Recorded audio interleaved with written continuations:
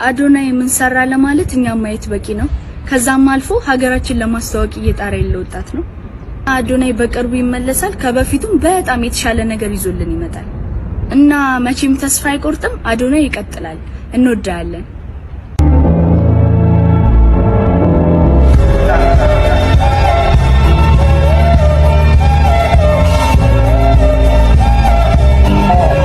ከኛ በላይ አዶናይ ሪስፔክት ታደርገዋለች፣ እሱም ሪስፔክት ያደርጋታል።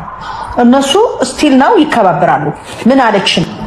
ኮፒ ሊንክ አርጉለት ኮጎን ሁኑ ብላናለች። ፋኗ ነኝ እኔ፣ ፋኗ ነኝ፣ ቢግ ፋን ጃኒ ነኝ ብላኝ የሷን የምከተለው እኔ። የአዶናይ ኮፒ ሊንክ አርጉለት፣ በቀደምታ ሲነሱበት ኮፒ ሊንክ አርጉለት፣ ሪፖስት አርጉለት፣ ኮጎን ሁኑ ብላናለች። ከዛ ውጭ ደግሞ እኔን ተደርባችሁ አንድ ሰው እንዳይሰድበው ብላለች። በራሱ ነው የፈለሰው። ቆይ ሰውዬ በራሱ ነው የፈለሰው፣ በራሱ ነው የመጣው፣ እኔ አይደለሁም። እንደገና አንዳንዶቹ ደግሞ ሙት ምናምን የምትሉ አላችሁ። ተው ብላለች። በቃ እኛ እሷን ነው ፎሎው የምናደርጋት። በቃ ኤንድ ኦፍ እንትን አዘርዋይስ እየመጣ አንድ ሰው እንደዚህ ነው። ታዋቂው ቲክቶከር አዶናይ በአንድ ቪዲዮ ስር የጻፈው ታይትል ቀልቤን ሰርቆ ነው። ዓለም ስታስወድቀኝ ከፍ የሚያደርጉኝ እህትና ልጅ ያሉኝ አለ። ይህ ነው እውነታው። ትላንት ሲያደንቁ ሲከተሉ የነበሩ ሰዎች ዛሬ ጀርባቸውን ሊያዞሩብህ ይችላል። አለኝ ያልከው ሰው እንኳን ሊኖርልህ እንድትደበቅና እንድትሸማቀቅ ሊያደርግ ይሮጥ። የሰው ልጅ እንዲህ ነው። ግን በዚህ ሁሉ ነገር ውስጥ ዓለም ሁሉ ጀርባውን ሲያዞርብህ ፊቱን የማይመልስ በማንነቱ የማይቀያየርብህ የራስህ ሰው ማግኘት መታደል።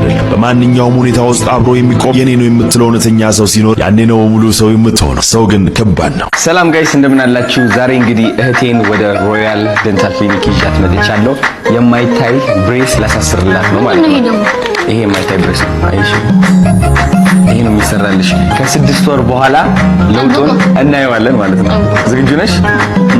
አሁን ይለካላታል፣ ታያላችሁ። በ24 ሰዓት ብቻ ነው የሚደርሰው። ማይዘው ጋይስ በ24 ሰዓት ትቀበያለሽ።